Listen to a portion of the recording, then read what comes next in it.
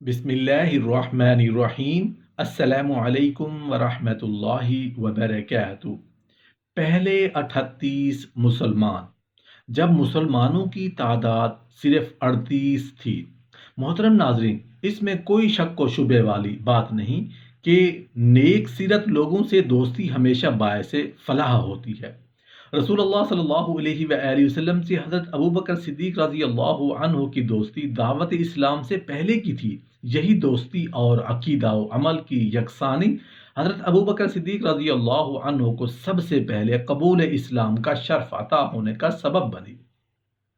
جب رسول اللہ صلی اللہ علیہ وآلہ وسلم کو نبوت اور رسالت کے اعلیٰ و عرفہ منصب پر فائز کر دیا گیا تو آپ نے سب سے پہلے ابوبکر رضی اللہ عنہ کے دل کے دروازے پر دستک دی اور انہیں اسلام کی دعوت پیش کی۔ پھر وہ اطاعت، پیغمبر اور محکم ایمان کی ایسی یگانہ مثال ثابت ہوئے کہ پوری امت مسلمہ میں کوئی نظیر نہیں ملتی۔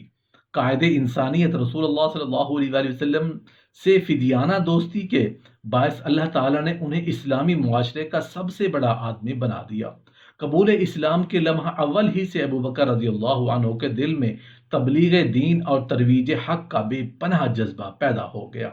ابتدا میں رسول اللہ صلی اللہ علیہ وآلہ وسلم مکہ میں چھپ کر اسلام کی دعوت دیتے تھے اور مسلمان بھی اپنے دین کو چھپائے پھرتے تھے۔ جب مسلمانوں کی تعداد 38 ہو گئی تو ابوبکر رضی اللہ عنہ رسول اللہ صلی اللہ علیہ وآلہ وسلم کو اعلانیہ دعوت دینے پر اصرار کرنے لگے۔ رسول اللہ صلی اللہ علیہ وآلہ وسلم مسلسل یہی فرماتے رہے، ابوبکر ہم تھوڑے ہیں، ذرا صبر کا دامن تھامو۔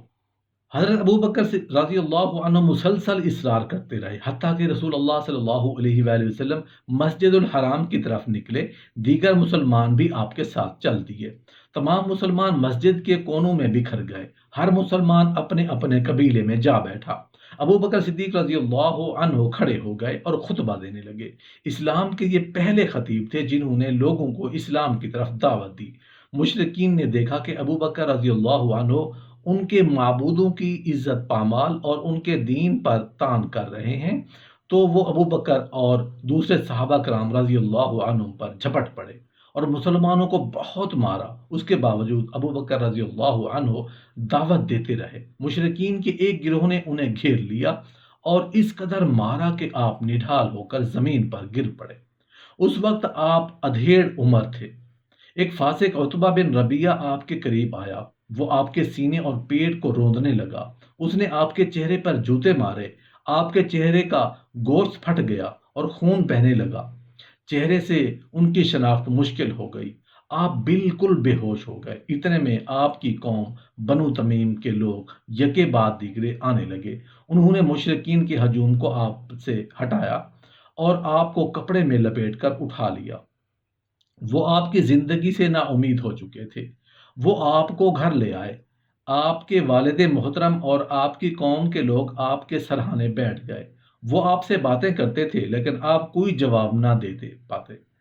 جب دن چھپنے لگا تو آپ کو قدر افاقہ محسوس ہوا۔ آپ نے آنکھیں کھولی تو فوراً سب سے پہلے یہی پوچھا، رسول اللہ صلی اللہ علیہ وسلم کا کیا بنا؟ مجھے ان کی خیریت سے آگاہ کرو۔ آپ کے والد غصے میں آ کر برا بھلا کہنے لگے، پھر وہاں سے چلے گئے۔ آپ کی والدہ محترمہ آپ کے پاس بیٹھ کر آپ کو کھلانے پلانے کی کوشش کرنے لگی، لیکن آپ بار بار یہی پوچھ رہے تھے کہ رسول اللہ صلی اللہ علیہ وآلہ وسلم کا کیا بنا؟ مجھے ان کی خیریت سے مطلع کرو۔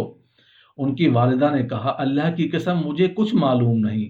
ابوبکر رضی اللہ عنہ نے کہا، اماں جان ذرا جمیل بنت خطاب کے پاس جائیے اور ان سے اللہ کے رسول صلی اللہ علیہ وآلہ وسلم کے حالات معلوم کر کے آئیے۔ جمیل اسلام لے آئی تھیں لیکن اپنے اسلام کو چھپائے رکھتی تھیں۔ ابوبکر رضی اللہ عنہ کی والدہ ان کے پاس پہنچی اور کہا کہ ابوبکر نے مجھے تمہارے پاس بھیجا ہے۔ وہ کہتا ہے کہ محمد بن عبداللہ صلی اللہ علیہ وسلم کا کیا حال ہے؟ جمیل کو خطرہ لاحق ہو گیا کہ کہیں یہ لوگ میرے اسلام قبول کرنے کی خبر نہ پھیلا دیں۔ انہوں نے انجان بنتے ہوئے کہا، میں ابوبکر کو تو نہیں جانتی، نہ محمد صلی اللہ علیہ وسلم کو۔ اگر آپ پسند کرتی ہیں تو میں آپ کے ساتھ آپ کے بیٹے کے پاس جاؤں تو میں تیار ہوں۔ ابوبکر رضی اللہ عنہ کی والدہ نے کہا، کیوں نہیں، ضرور آئیے، میرے ساتھ چلیے۔ وہ دونوں ابوبکر رضی اللہ عنہ کے پاس آئیں تو جمیل نے آپ کو زخموں سے چور پایا، آپ کا چہرہ شدید زخمی تھا۔ وہ یہ دیکھ کر رونے لگی اور کہا، اللہ کی قسم، ظالموں نے اپنے کفر و فسق کی وجہ سے تمہارے ساتھ یہ سلوک کیا ہے، لیکن مجھے اللہ سے امید ہے کہ وہ اس سے ضرور تمہارا بدلہ لے گا۔ ابو بکر رضی اللہ عنہ جمیل کی طرف متوجہ ہوئے اور پوچھنے لگے، جمیل، مجھے بتاؤ اللہ کے رسول صلی اللہ علیہ وسلم کا کیا حال ہے؟ جمیل نے آپ کی والدہ کی طرف دیکھا، وہ ابھی تک مسلمان نہیں ہوئی تھی۔ انہیں ڈر لاحق ہوا کہ کہیں یہ کافروں کو مسلمان کے راز نہ بتا دے۔ جمیل نے ابو بکر رضی اللہ عنہ سے کہا، آپ کی والدہ ہماری باتیں سن رہی ہیں۔ آپ نے کہا، تمہیں کوئی خطرہ نہیں، بے فکری سے بات کرو۔ انہوں نے بتایا کہ اللہ کے رسول صلی اللہ علیہ وآلہ وسلم بالکل صحیح سالم ہیں اور ابن ارقم کے گھر میں تشریف فرما ہے۔ آپ کی والدہ نے کہا، اب تو تمہیں اپنے ساتھی کی خیریت معلوم ہو گئی ہے، اب تو کچھ کھا پی لو۔ لیکن ابو بکر صدیق رضی اللہ عنہ نے کہا، اللہ کی قسم، میں اس وقت تک کچھ نہیں کھاؤں گا پیوں گا جب تک اللہ کے رسول صلی اللہ علیہ وآلہ وسلم کو اپنی آنکھوں سے نہ دیکھ لوں۔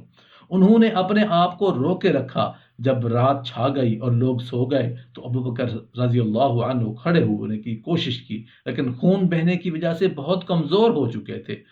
جمیل اور آپ کی والدہ آپ کو سہارا دے کر اللہ کے رسول صلی اللہ علیہ وآلہ وسلم کے پاس لے آئیں۔ جب اللہ کے رسول صلی اللہ علیہ وسلم نے آپ کو دیکھا تو سینے سے چمٹا لیا اور بوسہ دینے لگے۔ نبی کریم صلی اللہ علیہ وآلہ وسلم کو آپ کی حالت زار دیکھ کر بڑا ترس آیا اور صحابہ کرام رضی اللہ عنہم بھی بہت رنجیدہ ہوئے۔